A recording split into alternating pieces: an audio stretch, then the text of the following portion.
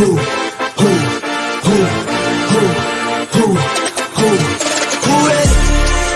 We ready. Who ready? We ready. Who ready? Who? We ready. Who? Who ready? Who? We ready. Who? Motivation to youth only. Mentally feel like Kobe. I'm like Jokic with the rock. You physically couldn't hold me. I don't care if you push it 40. You can never little bro me. Euro step like Ginobili. From young OG to the OG. From nosebleeds to floor seats. Circle stronger than Cuban links. My gold dance, your gold plated. You verse me, now that's a reach. We ready. Who ready?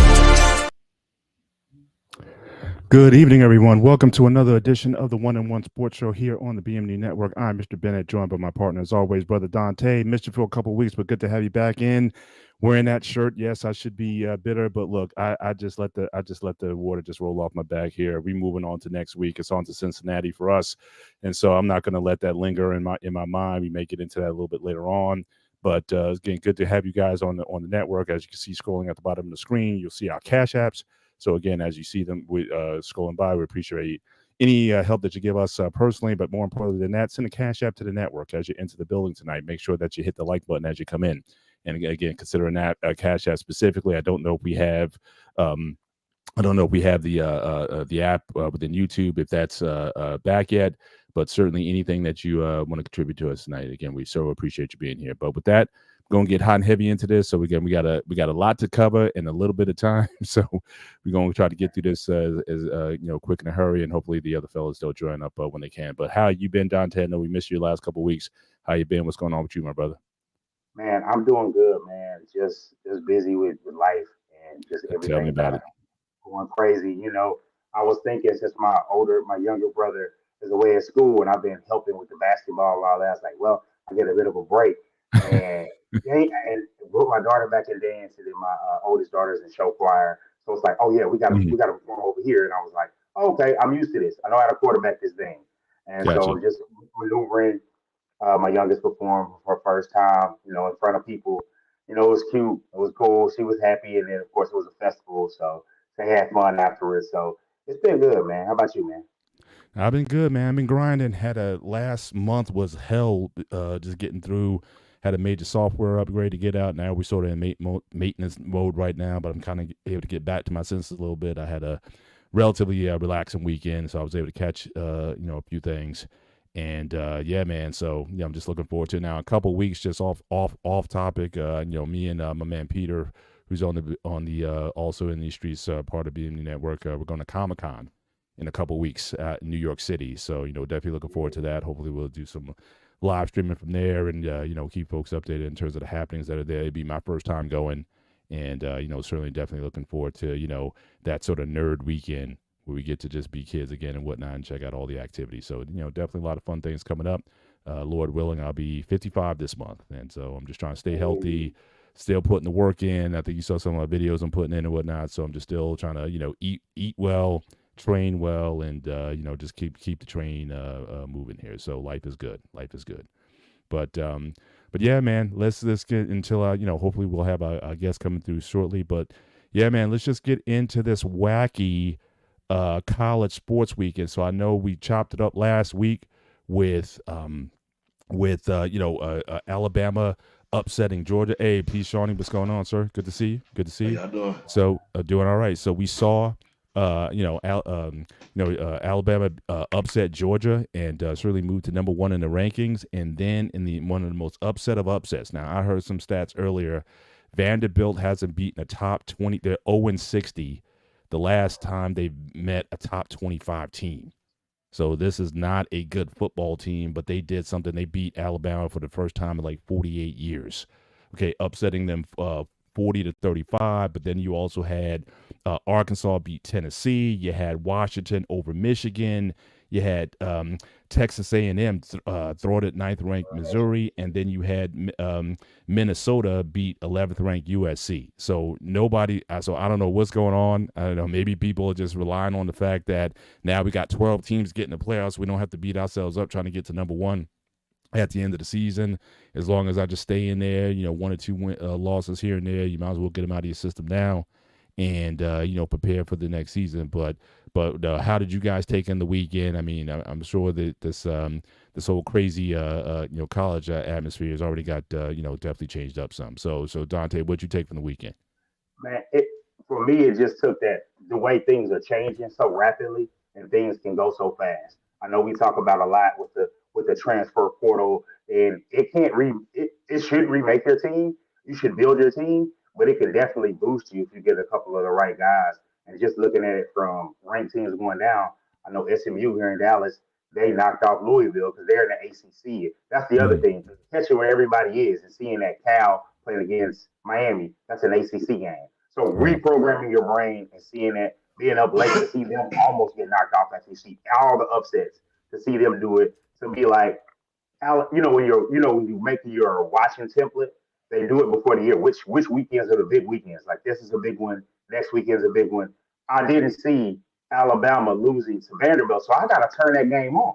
I'm doing something else, and I'm like, let's forget all of this, and then let's watch this game. And they're moving the ball on Alabama, like giving them fits with the scheme and just really making them sweat. And then you see that Ryan Williams scared. I was like, there's no way they would lose this game with this guy, Jalen Milrow, and they end Right. up pulling it out. So just keep it up. Watch the end of Tennessee. Saw, hey, it's great to have a good young talented player, but the redshirt freshman quarterback for Tennessee runs out of bounds and the game's over.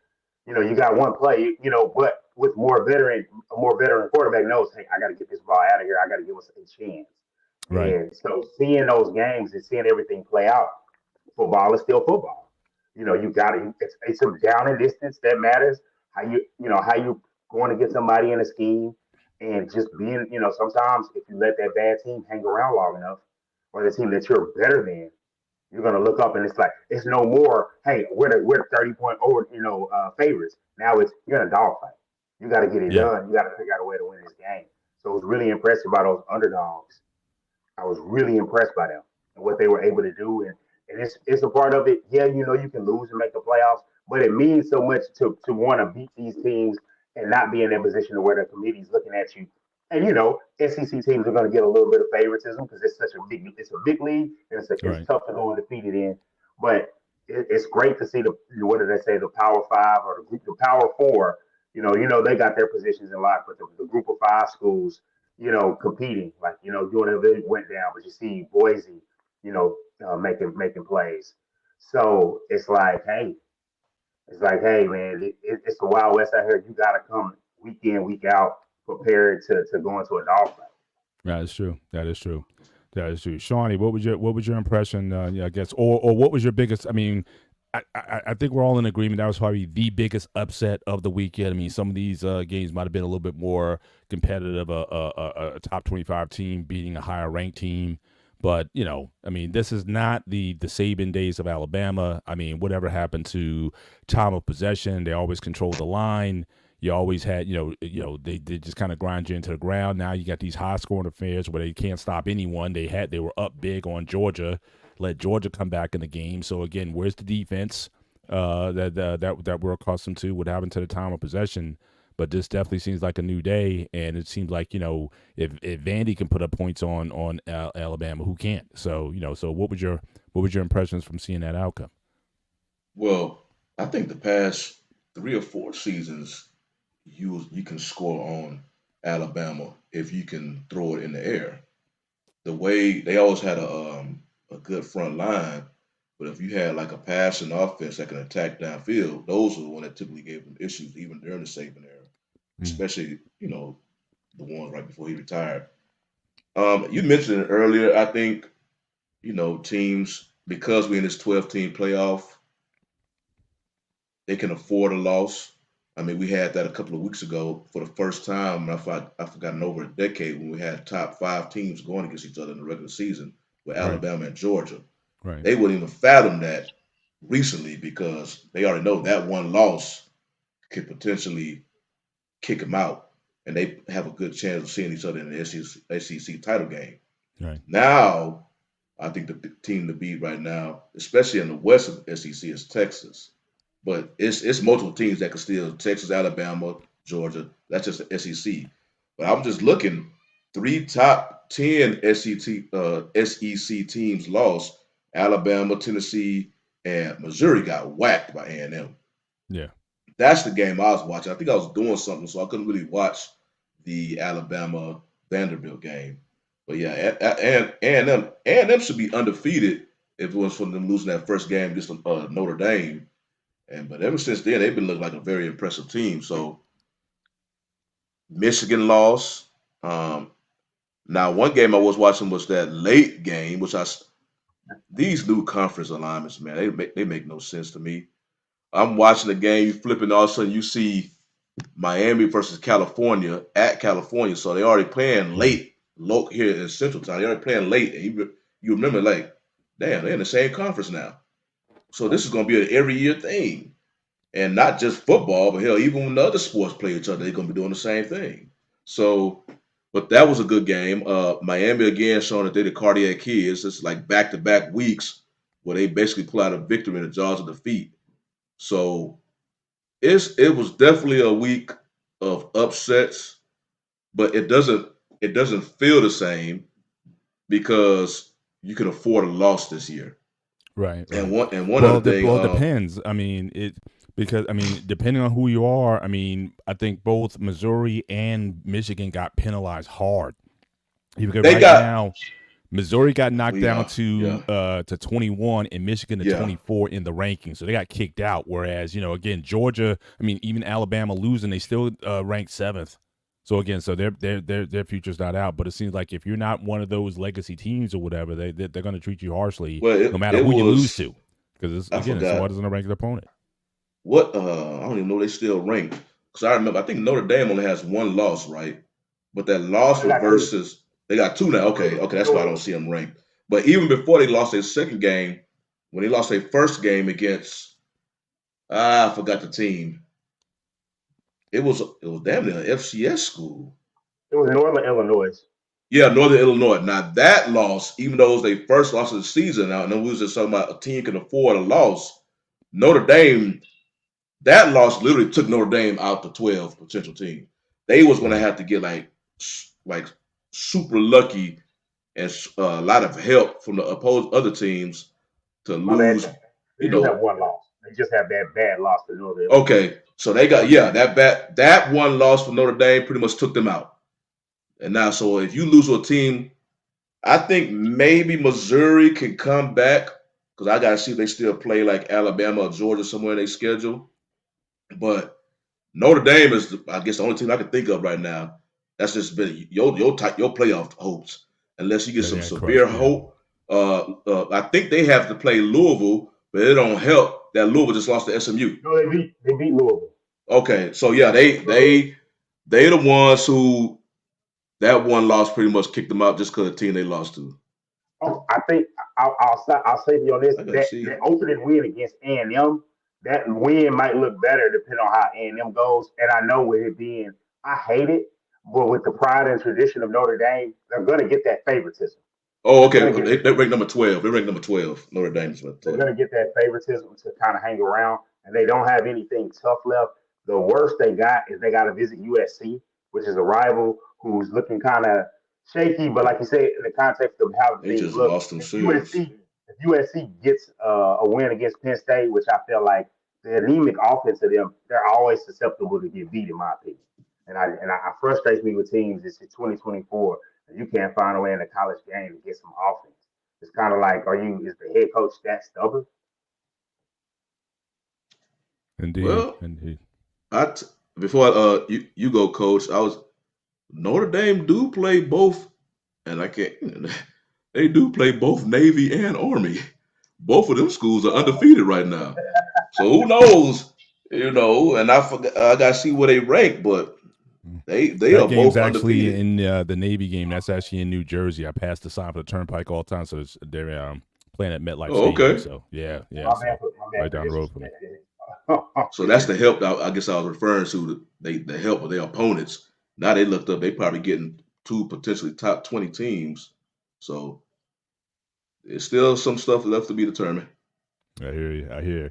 Coach Berg, welcome again to the program. Good to see you, sir. What did you make of the weekend? We talk about any given Sunday, but this is now it's like any given Saturday or Friday, where even these college teams. Do you think that some of these teams maybe they just don't feel the pressure to have to stay undefeated or whatever, or they just they take advantage of the fact that they open this playoff schedule up to 12 teams that they the emphasis is in there. What did you make of the weekend and some of these upsets? And is this going to be is this just an enigma? Or is this going to be a pattern going forward? Is this a unicorn, or we going to see more of Can, these type of upsets going forward? can y'all hear me? Yes, Yeah, yeah, yes we we can can. hear you. What's up, fella? I mean, I think it's good for the game. It's going to be a lot more parity, you know what I'm saying, with the NIL because now I don't have to go to the big schools to get the money. Long as I'm the big man on campus, I can get paid. So I think it's good for the game. It's going to balance out the playing field across the board. You're going to see players just probably staying closer to home. You know, it's going to be a multitude of reasons why you're going to see these type of losses because the game is it's like the schools are starting to catch up to each other. You know, you're not just going to have your solid 5 to 10 every year. It's going to change because again, players, of course, are getting stronger. The NIL is going to change the dynamic. I saw something. I don't know if y'all talked about it, where they just eliminated the letters of intent.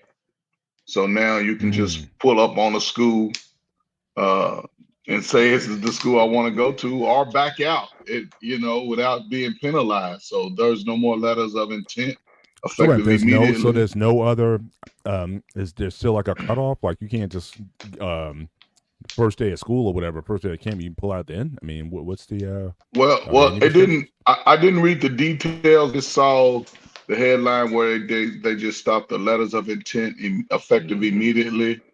So, it's going to be interesting to see just not just this year, but going into the future, how teams start to catch up. You're looking at Florida State, a perennial top 25 school in the past. Now it seems like they might have to go down to NAIA just to get a win, Yeah, it's but crazy with that. again, I, I don't I'm know. They might be excited. calling from. They may be just setting up for Prime and say like No, Prime, I'm excited come for the on home. game though.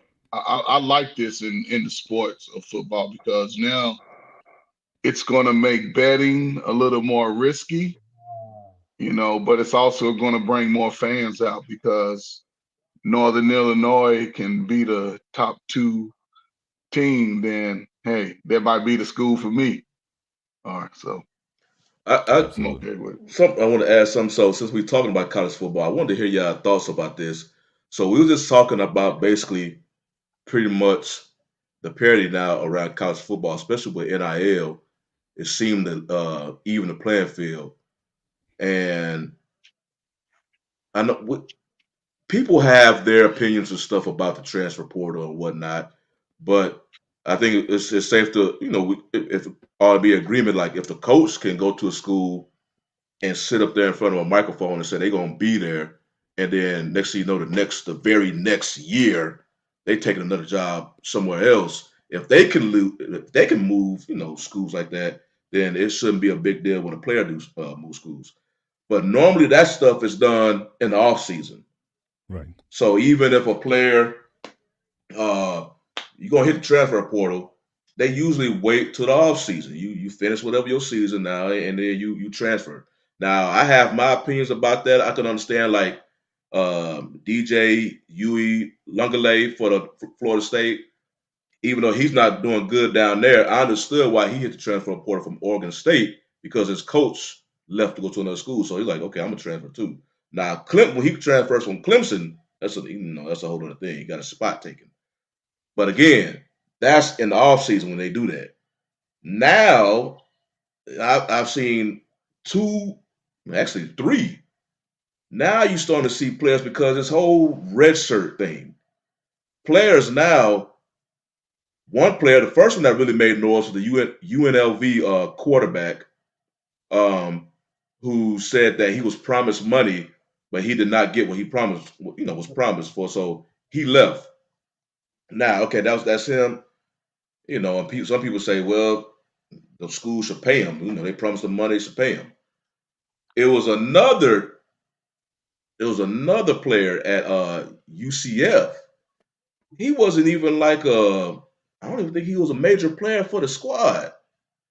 But all of a sudden now he say, I'm going to activate my red shirt exemption and sit out for the rest of the year, and then hit the transfer portal.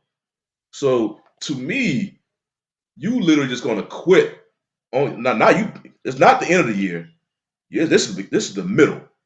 5 games in the season, you literally just going to quit on your teammates to go hit a transfer portal where it's not guaranteed you're gonna go anywhere afterwards. You just gonna go and just sit there, and your fate is gonna be on another school's hands. Instead of actually, might as well just finish where you at for the year, put some more stuff on tape, right, to better improve your chances if you want to transfer portal in the off season. But now they want to hit it now, and then they just gonna, they're gonna test their luck in the transfer portal. So I think Prime said that to his players: you can hit it. You may not be careful where you go hit that transfer portal because you may not like what's going to happen because you have no control. So I just wanted to hear your thoughts about players now. Literally, they could say they wasn't promised whatever. Handle that in the off season. But right now, you should have some type of dedication to your teammates. I can only feel if I was playing and my teammate all of a sudden just put, y'all go through all these off-season workouts, you're sweating and bleed through these off-season training, and then they see oh, I want a red shirt in the middle of the season, and he backs out on you. So what's your thoughts about that one? Well, I certainly, that's what I was asking Coach Berg about. Is there some sort of limit? Like, yeah, there's no letter per se, but if it gets to a certain point, once you get into August, then I think you need to be committed for the year. And as far as trying to transfer mid-season, now again, I don't necessarily mind that but I think there needs to be a window, just like you have in the professional leagues, where you have a trading deadlines, right? At certain points of the season, where at least a program will be prepared in case something like that tries to happen.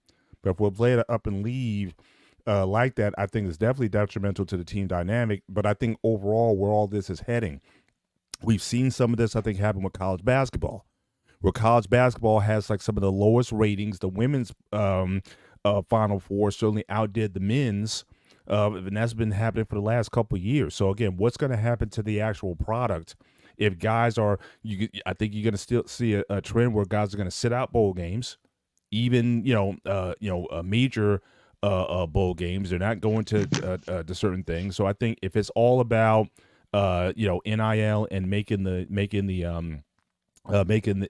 monies, then I think ultimately the product on the TV screen and in the stadium is going to suffer, and as a result of that, then a lot of thinking long term, it's going to suffer as well. So I do think there's a balance here. I think you're going to see a pendulum shift, where again I think it's going to result in a bad product or a worse product on the field, and then someone's going to have to come to some terms and put in some terms here, like, look, you must commit for a year before you can transfer, or some sort of, just like with baseball or whatever, it's like you can't just become a free agent when you want to. There's like a 5 years that you're with a team and then you can move on. I think they're going to have to find some sort of balance there at the end, but I think the pendulum has definitely switched over to the other side, and I think there's going to be some hurt before it gets better. Mm-hmm. Well, I think there are some things that are already in place to kind of lock this in. It's been the wild. It's been the wild, wild west out here, and the NCAA, the weakest governing body in all of sports, has finally done some things. They could have got ahead of this a long time ago. But part of the story that I was reading about the letter of intent, basically, it's going to be replaced by a financial aid agreement that will provide basically the same functions the national letter of intent did, and it will likely be tied to a contract related to an impending revenue sharing model. So basically, how it happens is under the new rules, transfer athletes will be allowed to sign with a new school after they formally enter the portal. And per the NCAA, once they sign that contract, a written athletic offer, schools will be prohibited from recruiting. So it's kind of like once you sign into that, you're stuck. Which basically these guys are professional athletes. I don't know why contracts are happening. That's why we wouldn't get the UNLV situation. We have, oh yeah, and I hear guys like Bomani Jones said all the time. It's almost like it was better when we were dropping off that brown paper bag with 50,000 in it, or however much in it, and you know, Suitcase. people understood what was going on. Like blue chips. If you ever seen blue chips, Yeah. it's lovely. It's like Yeah. that's. I felt like that was really how it went down, and I found out it was. And I feel like we went away from that. Now on top of the table, it's no reason why you should be stiffing these players. And so it's like I don't agree with it 100% with them late leaving in the middle of the year. I know you want to keep that year of eligibility. Why not just go ahead and play it out? And then my thing is, if that school wants you back, okay, what you said, I need double. I need half of it right now. If not, I'm hitting the portal and I'm going somewhere else because you're not a man of your word. And I feel like I, that would be a better. Go ahead. I don't think that will really affect the product in college. I don't think so because college football is about the student body and alumni, really. So, you went to a school, it's people that's been going to the football games for 25 years that graduated from those schools. I think it's just for, us fans that, we have our favorite teams and some of our favorite players leave after 1 year. It's like, man, come on, what's going on? But as far as the product, I think it's good for the game. I don't think you should be able to like just say, okay, 3 games in, I don't want to play here no more, then I'm gonna go transfer. But it should be at least, you know, if you start the season and you play in any game, you should be required, if you transfer, to sit in as many games in going into the next year. But I think it's like I said, college football players are starting to catch up around the country. Guys are bigger, stronger, and I think it's going to be good going in. Just your favorite team might not have the best, like Alabama. They have players that wait 2 or 3 years to get on the field. So I can see teams like that just missing out. But shit, I know Missouri State will be happy to get a couple of Alabama players. It don't matter if they played or not. So yeah, Right, it's I hear you. I interesting. hear you. Want to welcome our guest tonight, Tommy B from Oakland. Again, good to have you in the place again here tonight. Just wanted to get your input in here real quick. First of all, I want to put a bow on the conversation that we started last week. It started to get fire. Want to talk about, again, this is the first time in 64 years where the city of Oakland, California does not have a sports team. And so I wanted to kind of get your reflections on that in terms of, the vibe, what's going on around the city. Now, I know you sent me a video earlier talking a lot about the owner of the A's. So I mean, there's other issues going on, obviously, with Golden State obviously taking the money to move to move to San Francisco, and then obviously with Oakland going to Vegas. But then you also have the situation with the owner of the A's, and I just saw the commentary today that the I guess the owner Joe Lacob of the Warriors is interested in buying the A's, which I think would be certainly a major upgrade, because apparently this owner has no interest in, even though he's a billionaire, he comes from a billionaire family, has no interest in trying to upgrade this team or try to win.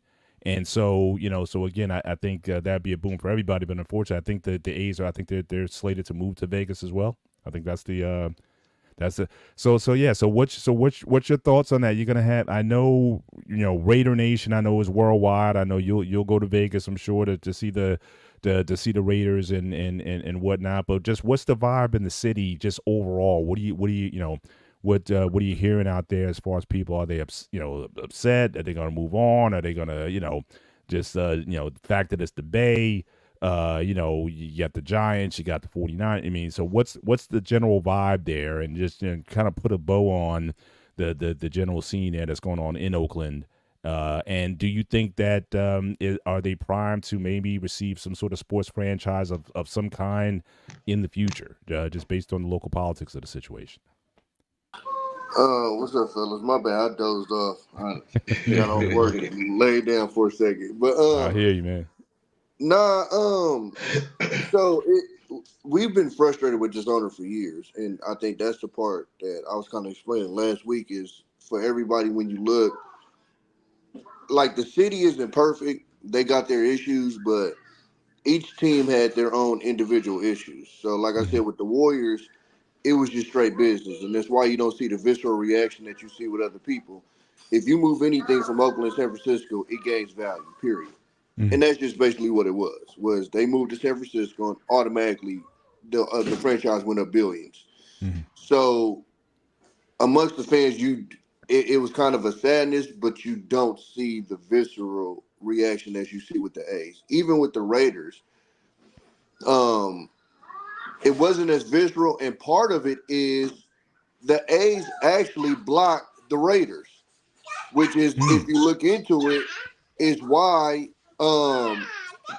the Raiders owner actually had something to say when the A's made that decision. He was actually Mm. kind of pissed off because they had plans on trying to build on the property that they play on right now, Wow. and the A's, because they of course they had a contract with the Coliseum, literally blocked it through some weird paperwork or whatever. Wow. But what's irritating with this owner is he bought the way he got the team. I explained last week was basically through a guy that came in with him was friends with the commissioner. Hmm. They're actually next year, I think for the next 2 years, supposed to play in a AAA team in Sacramento. I mean, a AAA stadium in Sacramento. Hmm. That's why in the video that I showed you, he said if the Players Association and these other owners had any, gumption, they would block that and say no because most people know that a AAA stadium isn't equipped Yeah, like an absolutely. MLB stadium, which Yeah, is it's like going to be weird to even see next year right. overall. But as far as it's not as simple as we got the Giants because it's two separate fan bases. Like Hmm. as close as we are, every fan base is completely different except for the Warriors. It's a weird situation. Like the Warriors situation has always been like if the family's divided, the Warriors brought everybody together. Right. Right. It's Right. literally weird like that because the Warriors never claimed the actual city. One sec. Yeah, I could definitely see. It's like here in I'm in the New York area, so you got the Jets and the Giants, and you got the Mets and the Yankees. So I understand you could be relatively close and not having the same kind of fan base or whatnot. But when teams are like leaving the area, like leaving the Yeah, region, like Oakland, like the Raiders and now yeah. the A's are attempting to do, then I just wonder, can you kind of keep the fandom going? Or would there be as much reverence for the teams if you don't have It's that local? Yeah. it's a split. As far as with the A's fans, you got some that's like I said, the actual anger isn't even towards the actual team; it's the owner. Yeah. Again, if anybody's paid attention to the A's, this dude has put zero money into the team. And I'm Mm. saying, anytime we had I said last week, we actually had a running joke that we were the Yankees farm team because Mm. anybody that came good from the A's, because we knew he wasn't going to pay him.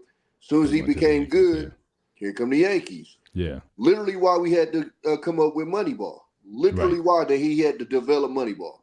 So we've been frustrated with this guy for, I mean, basically since he bought the team. So this guy's been with them since the Moneyball era. He's on the team Yeah, since. All right. 'Cause I don't if know I'm because I not know Bill. mistaken, I I think believe Billy so. Bean. I know he owned them for a while, like in the '70s and whatnot. I know No, no, he no. owned them. Oh, okay. I was about to say Billy Bean was the GM. The Hmm. GM. Right. Right. Yeah, Right. Right. so Who's he's the the one the, that own, came up with the owner in the Moneyball. '70s? I forget his name. Yeah, I forget his name too, but no, he had him because that's the one that found MC Hammer in the parking lot. I can't Yeah. think. Yeah. Yeah. Yeah. Yeah. But yeah, but yeah. So it's just it's been frustrating dealing with the dude. Like you said in the video, he's just a cheapskate, Hmm. a penny pitcher, and I just don't understand if you're the MLB, if you see this going on, why aren't you forcing the sale? Right. I mean, and this isn't any franchise. If you start that's why I'm glad the players are having these podcasts now because they're talking about it. Mhm. We always blame these players for, oh, they came to this franchise, they ain't doing anything, but nobody looks at the fact that some of these franchises aren't looking to win. They're literally looking to just make money. The Clippers, if you listen to all of the players, they never cared about winning. As long as we could go green on the books, that's all they cared about. Even with the I've new heard ownership. things about Cincinnati to a certain extent.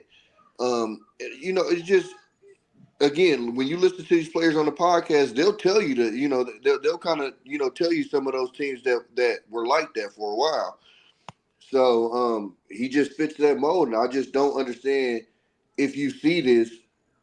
When are you gonna, jump in and say, "Hey, man, either spend some money or give up the team"? Like, and he's like the worst of the worst of that situation because he's Mm. like literally anybody became good on the team, we already knew they was gonna go. Like it's literally was a Wow. running joke, like, "Oh, he about to be out of here."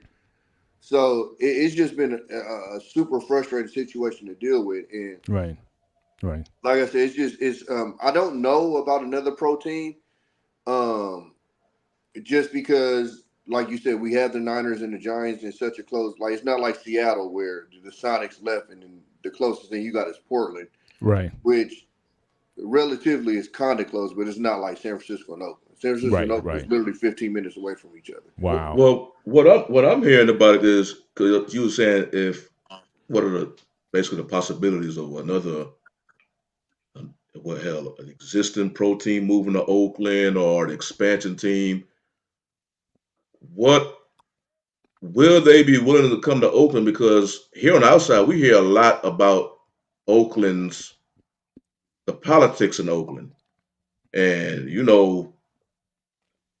potential owners of franchises, pro franchises, and if the local, the city government or whatnot can't see eye to eye, I mean, I remember here in DFW, the Cowboys are here, but people don't know the Chiefs used to be over here, Mm. and hell, just with the Cowboys alone, when the Cowboys used to be in Irving, and then they was trying to get a new stadium, they was trying to go to Dallas near the Fair Park area. But the Dallas mayors and whatnot, they blocked it. They didn't want it. That's how they end up in Arlington, and they literally just wiped out a neighborhood and put the stadium over there.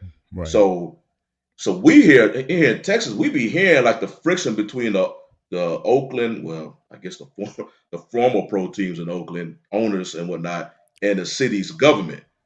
So all I would think if a team they get a new franchise in any other major sport, or if a team happen to move over there, because the fan base, it's unfortunate with Oakland because they had some teams, I guess really in baseball. But if they have a team that shows, hey, we want to be here, Oakland has proven we will support you. So you have to worry about that. It's not like you're going to go to Tampa Bay who could produce like a playoff devil rays, but it's hard for them to bring fans to the stadium. Yeah, If they're you play, pumping they gonna sound come. sound into the ballpark and all that. Yeah, yeah. I never understood that, but I think Yeah. somebody told me because of the traffic. I said, okay, that's why. But so them politics, them local politics, I don't know if they'll So just be blocking any potential. no, I tell people the politics aren't perfect. Like I'm not gonna sit and act like it's just the owners, but we just had a very weird situation as far as, like I said, with the Warriors. There was never a talk of them staying. Like it seemed like they bought the team, and their plan was to ride this out until we could come up with an agreement in San Francisco, and we understood why. Again, like I said, you move anything from Oakland or almost anywhere to San Francisco, it just goes up in value. With the Raiders, um, again, you had the A's kind of blocked one of the plans, and like I said last week, it's the poorest owner in the NFL. So Right there, yeah. I used to tell people I got friends that knew some of the Raiders, and literally, back in the day, their checks used to bounce when they went to the to cash their checks sometimes. Wow. So we have the only owner that's money's coming directly from football and nothing else, or a large share of it is. So that was a big part of that because he essentially wanted us to buy the stadium, essentially. Hmm. Hmm. So again, that's the part that people don't get when you hear the politics is, okay, bro, you went to Vegas where the hockey team down there, that owner literally purchased the stadium himself. Joe Lacob and them found investors to purchase that stadium in San Francisco. Mark Davis wanted basically city money to cover the majority of the stadium. Cool. So he wasn't even trying to put up half or anything. He doesn't have it to put up. Right. You know what I I'm heard saying? California don't get out like that. I heard y'all don't like here in Texas. I was living in Arlington at the time where they had to deal for the Cowboy Stadium and they Yeah. just extended it to build the Rangers in the stadium. They did leave, but I appreciate not being in the sun when it's 105. Yeah. But yeah, so it's like, yeah, we get out like that. We understand. Hey, it's about the sports. Hey, eminent domain. Hey, y'all got this property here. Go and get out so we can put AT&T Stadium down the street from a Walmart, and that's why it looks so weird when you go to a Cowboys game. And it's like, so y'all don't get out like that. No, it's not that. It's just if you just look at this, like every other owner there is literally worth billions, and he just got into the billions because they built the stadium in Vegas. If you look at the deal that they made in Vegas, it's disgusting, bro. Like, especially in a city whose education is trash, and literally the politicians say it's trash because we don't have any money. But you came up with money to build this beautiful stadium in Vegas. You know what I'm saying? So and I've told people since the Raiders left, if Oakland had to make that deal, bye. Like, that deal was trash. And with the A's, I think you saw that, Mr. Ben, in the video. They still don't have a financial plan in Vegas. No. Like, they literally announced they're going there and don't have a financial plan of how they're going to be playing in Sacramento for a little bit, right? Well, yeah, 2 years. But how serious was, because what was getting me was Lacob. Like, how serious is that offer on the table, or is that? It's not just him. It's a couple of people that want it because, again, it's a sports franchise. You know, if you treat it right, it will become profitable. But a lot of these owners have it for status reasons or whatever the reason they own it for, but it's just not always for what we as fans think it's for. Right. So it's funny, as much as we talk about like a Jerry Jones, it might be annoying, but at least he wants to fucking win, bro. We're dealing with somebody just flat out is just not interested. It's just flat out, hey, if it costs too much, y'all got to go. And as we saw with the Warriors, if you put money there, the product shows, you know. And again, y'all home court advantage be crazy. Yeah, I mean, crazy. So like, I talked about this last week with the Raiders. Is the problem they're facing now is everybody's planning their Vegas vacation around when their football team comes. So what happens? Now your stadium looks crazy because it's more visiting fans than the regular fans. Because if I'm in LA, I expect to see all those terrible towels in Vegas this weekend. So if you're from LA, it's a 4-hour drive to get there. Not so bad. But now you got to pay for hotels, yada, yada, yada, to go to the game. If you're from the Bay, it's about a 9-hour drive or a 1-hour flight. Now I got to pay for hotels, yada, yada, yada. Vegas for us on the West Coast ain't really like a vacation spot. You know what I'm saying? Like for us, it's like, you know, hey, we bored this weekend. Let's go to Vegas. The flight to Vegas, like going to Atlantic City. Yeah, exactly. Like the flight for us, it's $100 to get to Vegas for me. Wow. So for us, we're not looking at it like that. So like my homeboys in Cleveland, what did they do?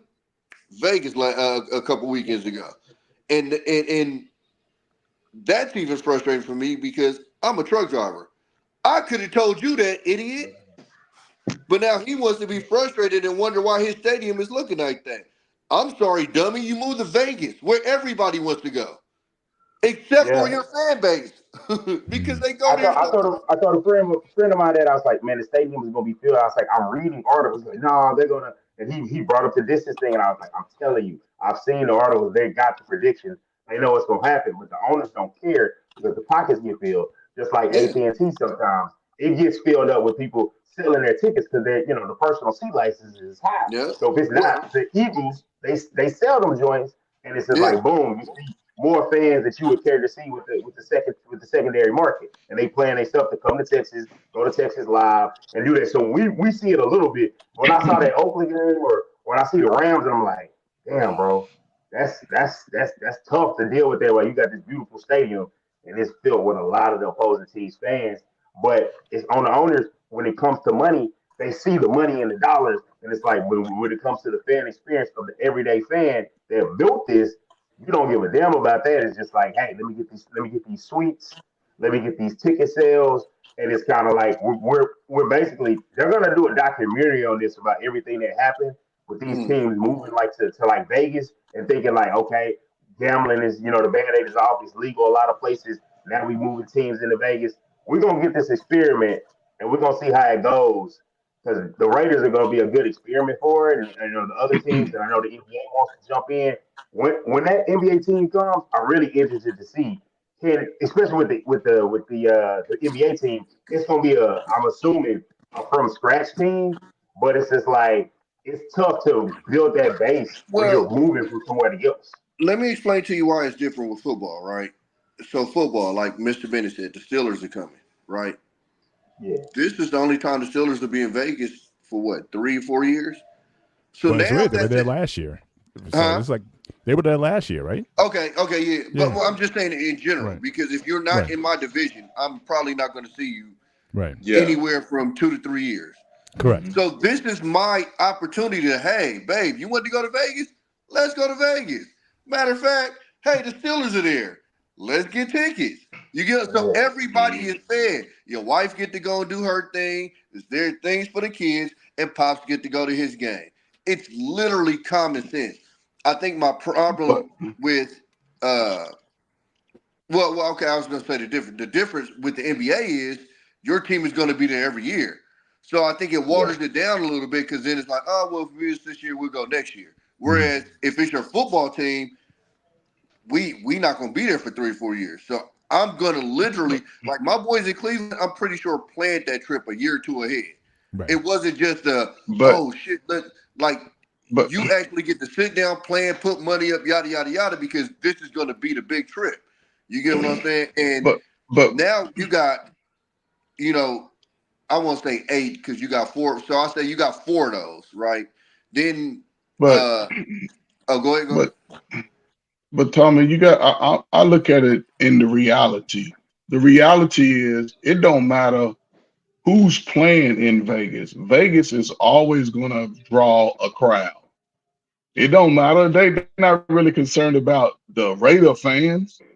People coming to Vegas, whether they team is the Cardinals or the Saints, anybody. You come into Vegas, you got an opportunity to go see a football game. You going to a football game.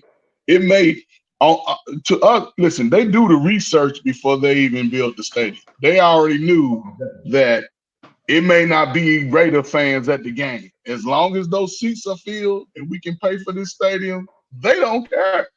Because the NFL, it's once you get in that NFL ownership lane, you're gonna make money regardless. Some of the weakest teams in the league, I'll take Carolina.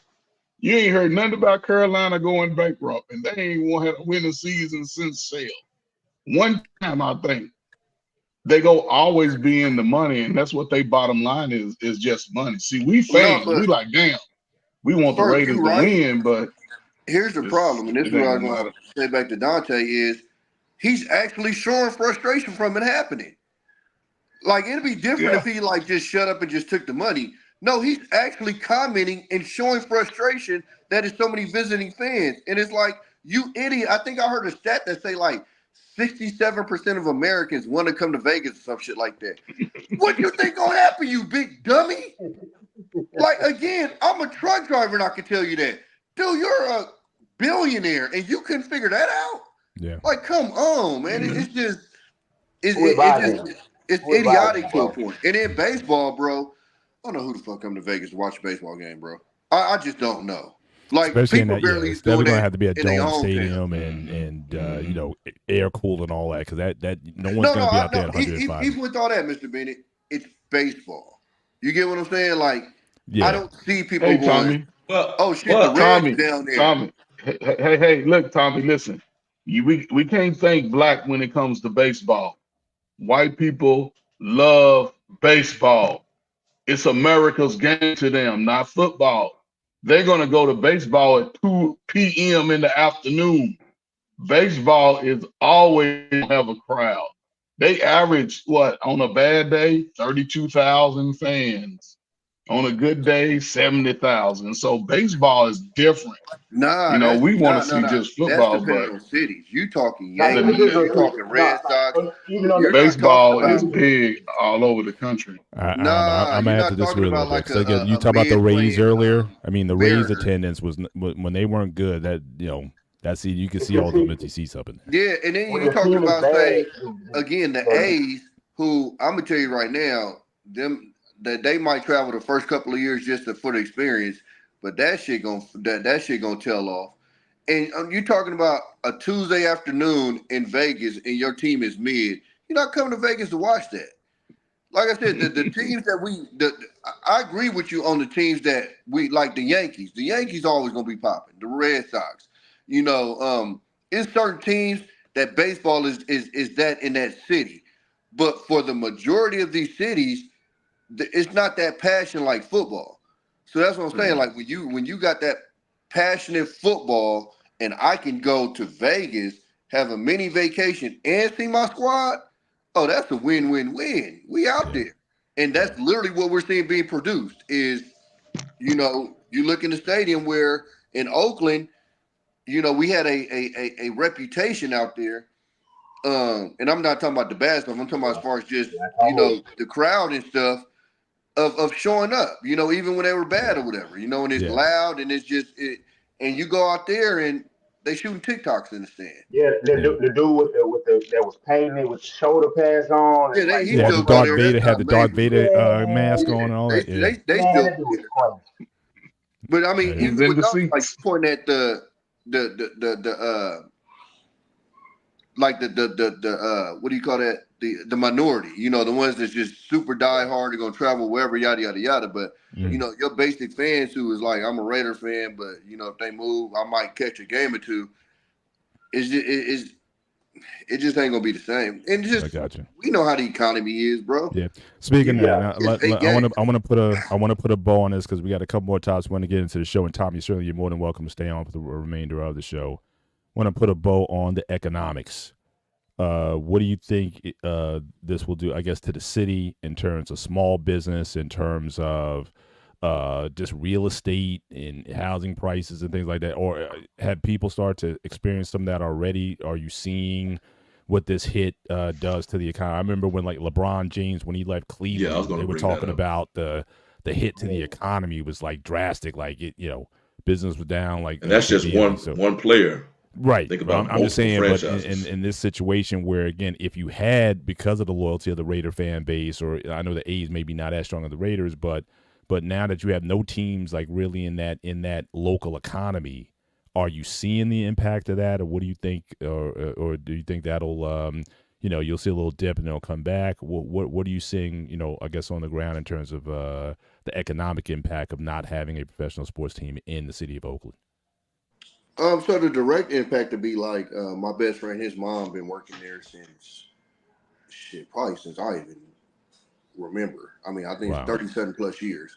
Right. So So that's those people, hundreds, if not thousands, of employees, right? yeah. So that's the direct effect. As far as for the city, I don't think the economy in Oakland is super connected as far as like to the sports team, which is why I think the city had, I think, a more nonchalant kind of look at it than most people would. Like you said, like a Cleveland is like there's a direct major effect of that sports team on that city and stuff. Like the economy in Oakland been shitty for a minute, but at Okay. the same time, it's almost $1 million houses in the hood. You know what I'm saying? Like because it's the Bay Area, it's California. The economy is what it is. You know what I'm Right. saying? So I don't know if I don't know if like say like everyday folks that necessarily, like I said, besides the people that worked at the stadium, are just gonna feel like a vacuum or anything because they left. Um, Because if that was to happen, I think it'd have been more with the Warriors than any of the teams. You know, they were the ones that was consistently selling everything out and stuff like that. But I just think like morale and stuff like that. You know, it's a lot of down fans out there. You know, it's frustration. It's a mix of a lot of stuff. So outside of that, I mean, Oakland gonna be Oakland. You know what I'm saying? It's you know, we got the port, which is, you know, one of the major, you know, things that hold the city down. It's one of the biggest ports in America. So, you know, boys back to work. or busiest. Yeah. So, you know, that's why I think they kind of had, you know, when you come in at the city going, you know, pay for our stadium, they looking at you like, right. Yeah, you I was thinking more like, you know, like local restaurants, you know what I'm saying, or, you know, stuff like that that's around the stadiums and the ballpark, like that kind of. Like, it's hard bars, because like with restaurants, the A's, you know, bro, like I said, the frustration with this owner has been so heavy for so long. Even the A's games, like the attendance has been a joke. You know, you'd have every once in a while like a good team would come by or something like that, and you know they'll stack it up. But for the most part, you know, You get tickets for wasn't cheap. checking on the A's like that. With them, and I had looked at it just to see, and I was just like, because you could see the emptiness when you watching the game, and I was like, damn, I could have went to this game for mad cheap, and it caught a fight and everything. well, and it's just like I seen that for years with playing Oakland, and it's just seeing how just terrible the owner is. Like, so I've heard some of this, but it's worse than what I thought. So you know, the broadcast they can only say so much. So seeing it and hearing what you're saying and what I read, like, ain't no way in the world the strongest union of all sports, they should have came in on this. I don't know. MLBPA, they dropped the ball on this. Yeah. All right. I mean, imagine you going into the season and essentially knowing that your team is not going to be much, and if it is, whoever's helping it be much is going to get shipped out. Wow. Like, what am I coming to see? You know what I'm saying? It's like just frustrating. Hey, want to move? We got about 15 minutes left in the show, so we got a hard 8:20 stop tonight. I'm gonna do something a little different here. It's gonna be round robin. Anybody? So obviously we're gonna switch to the NFL. We gotta talk about the NFL. There's some major stories, obviously, that's been happening certainly this past week. I'm gonna pass this ball around. You guys take any subject that you want on the NFL. So obviously the breaking news a couple days ago, the coach of the New York Jets got fired. We all know, Aaron Rodgers. We all knew that the hug attempt that didn't go very well, and was this Aaron Rodgers doing or whatever? Was it a fair firing? I mean, the guy's record, he didn't have a winning record, but again, the quarterbacks that he had. So again, you got that to take on. The second topic is, and then there were two. You still have the Vikings still undefeated. Jets had a chance to win that game, but again, Aaron Rodgers uncharacteristically had 3 interceptions in that game. Kansas City, still Kansas City. They find a way to win. Doesn't matter what the situation is. They're still doing their thing. And then I got to talk about, again, Jaden Daniels. Again, definitely trying to be Rookie of the Year, but he could be doing. They're talking about he might be Rookie of the Year and possibly MVP candidate in the same year. So he's doing something. So if you're a Washington fan, you got to be happy. And probably the last thing I throw in there is obviously Baltimore off to the rough start.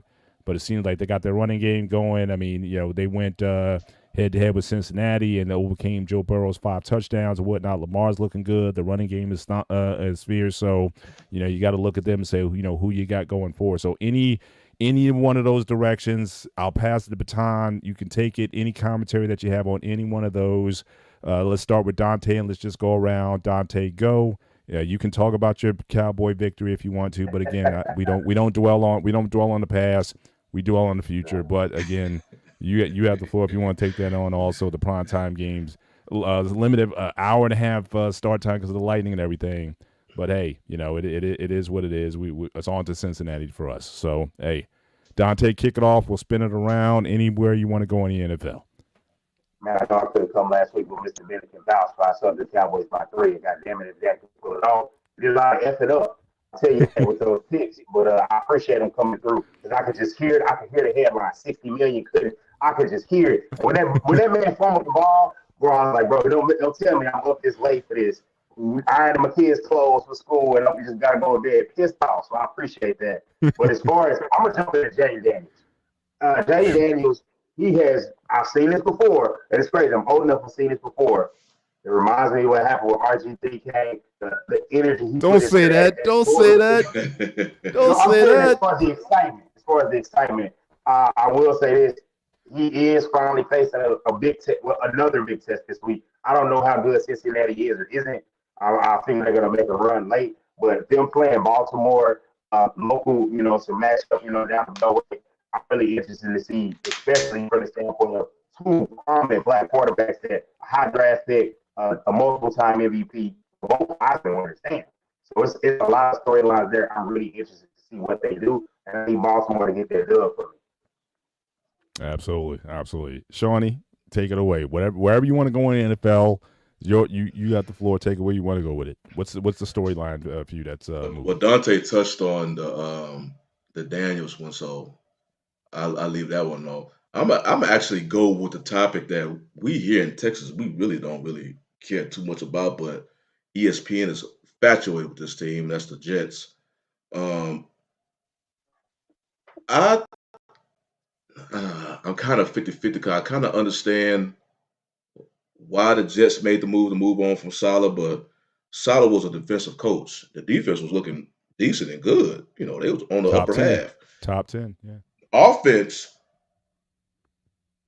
you already kind of knew you kind of knew because to me it appeared to me that it just looked like Rodgers didn't.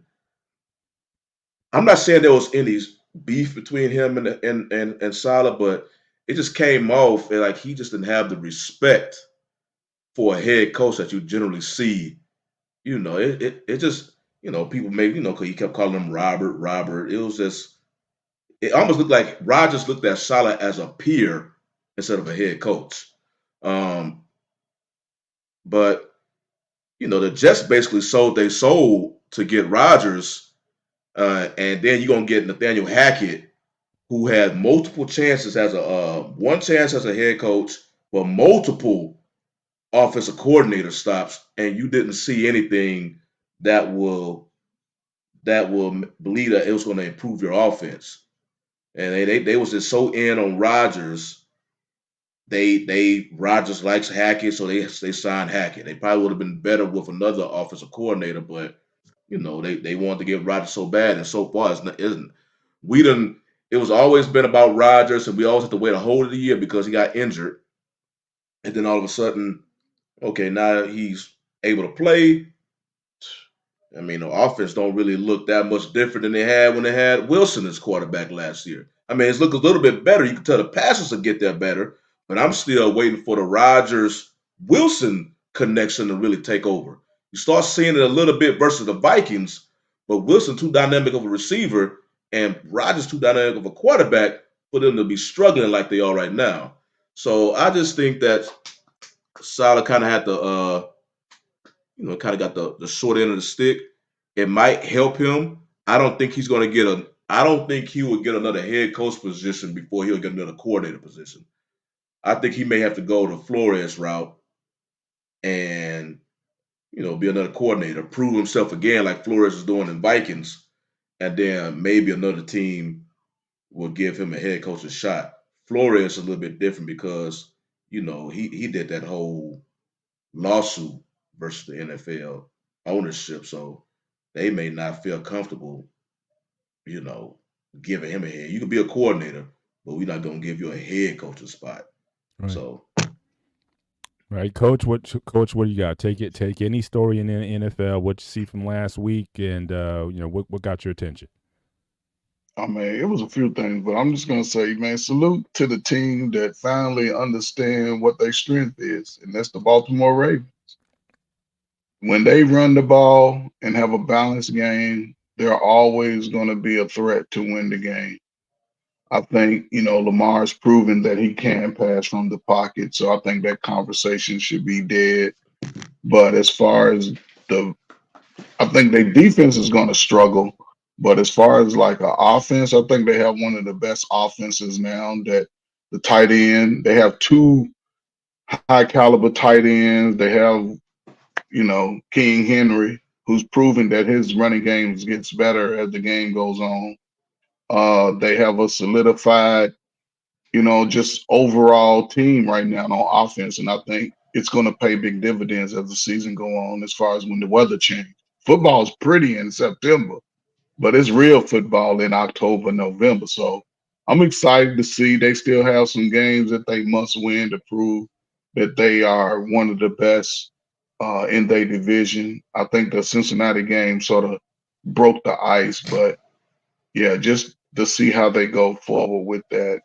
And my surprise, I ain't gonna lie, my surprise is the Vikings. So, you know, but I think that they'll be okay because Flores has that defense playing probably. I don't know what if they the top defense, but yeah, I think he's gonna just have that defense in the top 1, 2, 3 all season. So as long as the quarterback can continue to play at a high level, I think they'll be all right. So yeah, that's it. Awesome. Tommy, what you got? What was your main takeaway from the NFL weekend? Any of the stories I said, or if you got when you want to go in a totally different direction, it's your call. But what you got from week 5? Did Trey Ferg just say Baltimore found out they're good at running the ball? They did. They did. They only been a top 5 running game since what? Lamar was drafted. In the regular season, and then they forget it in the postseason. Exactly. That's all. They just stick to their good. Yeah. I think it's funny the Devontae Adams situation now. Now oh yeah. What's going on? Yeah. So we got the Jets are clearly in the running. Aaron certainly would like to get that marriage done again. I know my Steelers after that woeful performance, Pickens got benched. I don't care what Tomlin says. Tomlin talk about load management. That wasn't load management. No, he got benched in that game, so we could certainly use him also. So yeah, man. So you got the golden key over there in Vegas, man. So you have some insight here. It's funny because Saleh just got fired, so that's weird. And then Derek Carr just got hurt in New Orleans, and that was just 2 places. Right. You guys definitely don't need him. Y'all need a quarterback. Y'all out there playing 10 people football right now, and the receiver ain't gonna fix that. I watched that last game. That man's overthrowing about 5-10 yards, underthrowing. Like a receiver ain't about to help y'all. Listen, I want to see Wilson. I know everybody was anointing him like, okay, he's the future. Let it hot hand. He's lost back-to-back games, so again, he has his moments. But until I see Russell Wilson look, have a legit start, my options are still open on that. Yeah, so I'm definitely with you on that too. Like I'm not like I heard somebody say Devontae for Russell Wilson. Man, I would slap the dog. What?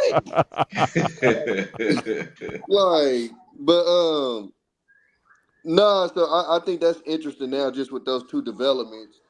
They had a little joke that now the Raiders and Devontae gonna be acting like they never even heard of a trade. I just think it's too early for Jay Daniels. Also, I mean, we 4 games, 5 games in. Yeah. It's a long football season. You know what I'm saying? So they talking MVP. Hell, you could have another front runner pop up for Rookie of the Year. And my boy Bauer's been out there eating too, by the way. Solid pickup. Yes. But I'm just interested in just the whole NFL to see how it maps out. It's been very interesting. Like you said, the Vikings is a super surprise. Nobody expected that. The Chiefs still got the refs, so there's that.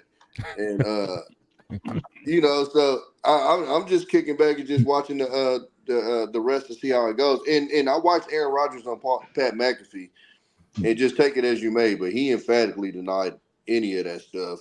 Said they got a solid relationship. He good with one of his kids, et cetera, et cetera. So that's all behind the scenes stuff that we, wouldn't know or whatever. Right. But he emphatically denied any of that. I don't think he was.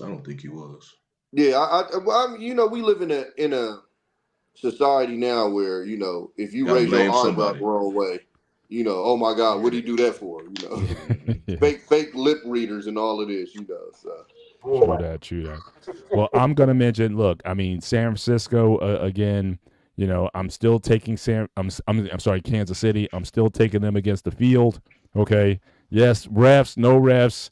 They got injuries. They're limping around. They find a way to win. Somehow they got the magic dust sprinkled on them. But like I said, it's like Ric Flair. For some reason, Nikita Koloff, the Road Warriors or whatever, he still came out with the belt every night. So I'm still gonna ride with Kansas City the rest, even against my Steelers.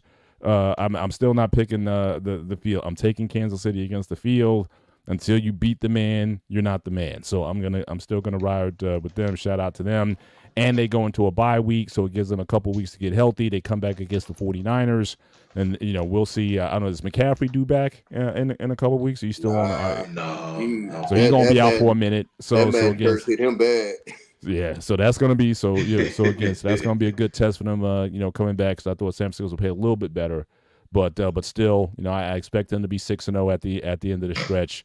And I think they, just like anything, they just get better as the season goes on. They somehow, some way, they find a way to win. And until that gets broken, until that invincibility gets broken, I'm not going against them. So that's my story for this week. Very, very impressed with this team so far, despite the difficulties they've been having.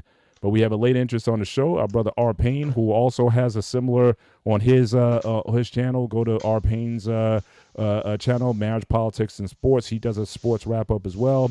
So I'm sure he's got some fresh content to talk about stuff. So we talked about what is your takeaway from the week 5 of the NFL. So we talked about, again, the Salah firing. We talked about Jaden Daniels in Washington, what he's doing there. We talked about Kansas City, Minnesota, undefeated teams. So what you got? What's your biggest takeaway from the NFL week 5 so far?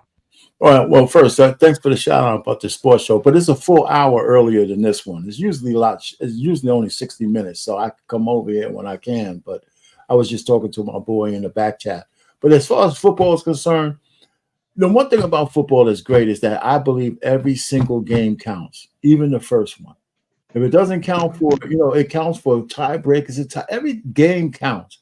Mm-hmm. And so, so I look at the top 5 upsets that might happen during the week, because those games, the favorite team can't afford to lose, right? Really, because, it comes down to the end. But I'm with you on Kansas City. They're going to be favored in every game they play this year. Every game they play this year, no matter where it's at, they're going to be favored. Now, the odds maker might say they're not favored because of point spreads and shit like that. But I'm talking about as far as winning the game, they're probably going to be favored in winning the game, maybe not the points. So until somebody beats them, man, if they have a bad game or something like that, but you just can't count these guys out. So that's my thing. I look at Kansas City.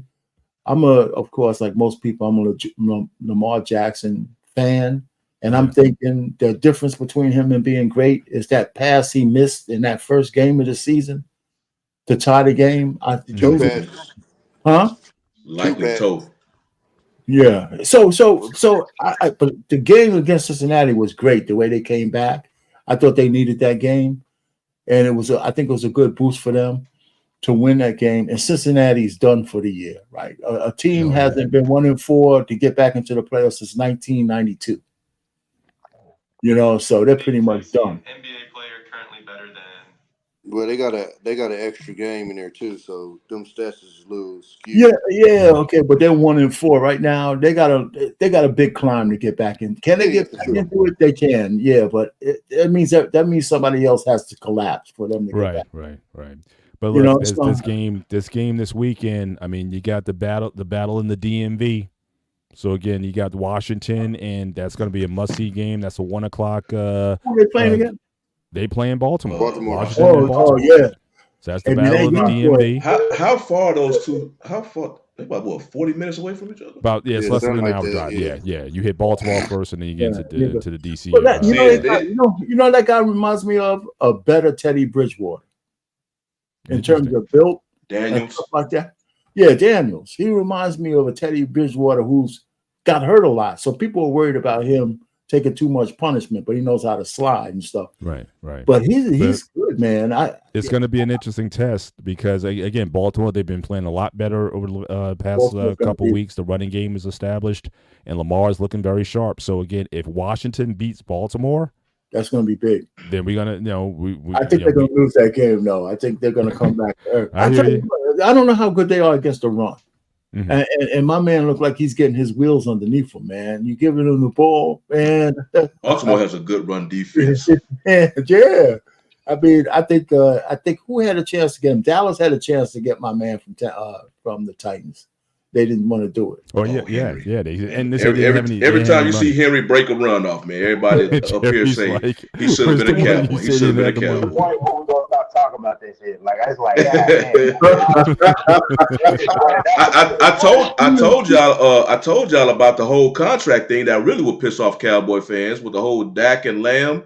Yeah, I'm like, because if Dak and Lamb would have signed the contract that they ultimately got, which pretty much most of us knew they would get their money. If they would have gotten that at the beginning of the offseason, the Cowboys would have $24 million available on the cap to go sign Henry. But the fact they waited to the end of the offseason, now they got $24 million. Everybody signed already. You knew you were going to give them the money, so why did you wait to the end of the offseason? I'm like, man. Because Jerry Jones is his own general manager, that's why. There you go. And F you ninjas. I ain't giving y'all no money when y'all want it. I'm gonna give it to you when I want to give it to you. That's what he said. I tell you what, Henry does just for Lamar. He doesn't have to throw 40 times a game. He could throw 25 times a game, and they're both decoys for each other. Who are you going to kill? Who are you going to kill? Shabby? I hear you. Well, listen, we're coming to the end of the show. I want to do a quick wrap-up segment, so I'm going to go outside the mainstream sports world here. 2 major events this weekend that I want to bring to people's attention. If you're a boxing fan, you have Bivol and Better Biev fighting for the undisputed light heavyweight championship. It's going to be in the Middle East. It's going to be on the zone, and I believe it starts at 2 p.m. So again, that's going to be certainly one of the better boxing matches that you can see over the weekend. The rest of the card, really no interest, so again, tune in late. You can certainly check that fight. If you are a bodybuilding fan, all right, this is the Mecca. This is the ultimate weekend. Mr. Olympia weekend starts Friday. Okay, so with the men's prejudging and all the events. So you got the Mr. Olympia, the Miss Olympia, all those things. If you're a bodybuilding fan, this is what you this is must see. I think it's available on pay-per-view. So again, check that out. I'll probably be checking that out. I watch the Olympia every year. I've been a big fan since I saw Pumping Iron back in the 70s.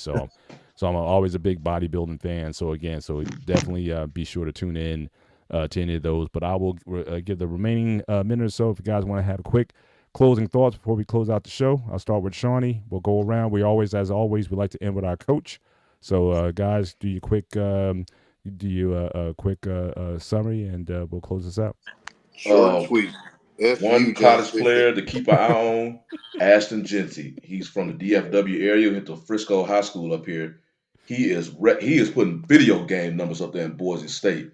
Oh my God. He is, bro. I know people when the draft comes say you don't draft running backs high, but I guarantee you this is going to be a running back that it's going to be hard for teams if they have a top 3 pick, if they don't need a quarterback, to skip this dude.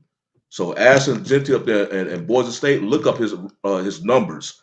Dude almost had 150 yards in 2 games and didn't even play half the second half in both of those games. He already had 2 200-yard games and 1 near 200 yards. So Ashton Genty. All righty. Dante, what you got, sir? Man, we got a big weekend of college football. We got Coach Prime. He's got a big matchup going up against Kansas State. I think that's going to be the biggest test for them because the rest of the schedule looks like it's kind of light. But most importantly, Texas is about to smack OU. I'm talking about smack them. 14-point favorites. It's looking bad for OU. I hear you. Oh, hell, Dante, you just done jinxed them now, man. Tommy B, what you got, man? I'm confident. What you got, Tommy? Listen, I told you last week, I am the reason why you cannot comment on I'm one of the reasons why you can't comment on any Oakland A's social media. F you, John Fisher. I need my fade. We can line that up. I hear you. R-Pain, what you got, sir? Not much, man. I'm glad you guys are chopping it up over here. So, yes, sir. After I hype myself up, I have to come over here a little earlier next time. Appreciate, anytime, brother. You're more than welcome to join the panel. We appreciate you coming on. And as always, we like to end with our coach Coach Ferg, take us out. It's going to be a little different, man. Listen, man, October is breast cancer month, but fellas, listen, man, get y'all checkups, man.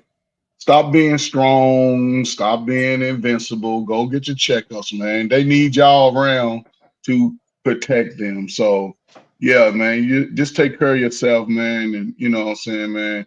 The weather's changing. Prepare yourself for the fall weather. Wear your t-shirts. Take your hoodie. Be prepared for the weather change, man. And salute.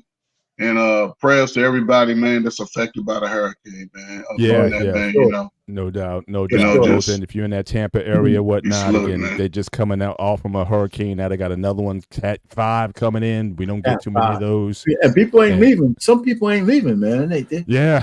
I mean, I don't know if they can leave at this point, but But yeah, at you this know, point. but just Oh, by the way, I prayers have to a that, stress test coming up this month. So I have a Definitely. stress test coming up this prayers month. to their, the folks, in that region and whatnot, and hopefully, it won't be as severe as they say it's going to be, but just blessings to that area. We talk about sports as a bit of a distraction. People got real stuff you got to deal with or whatever, so we're just blessed to be here. Absolutely. So with that, ladies and gentlemen, again, thank you once again for joining us on. For myself, Mr. Bennett, for Shawnee, Dante, R. Payne, Tommy B, and always the coach. Thank you for joining us again. Take care. Have a great week. Stay safe. We'll see you next time. God bless. All right. Peace, y'all.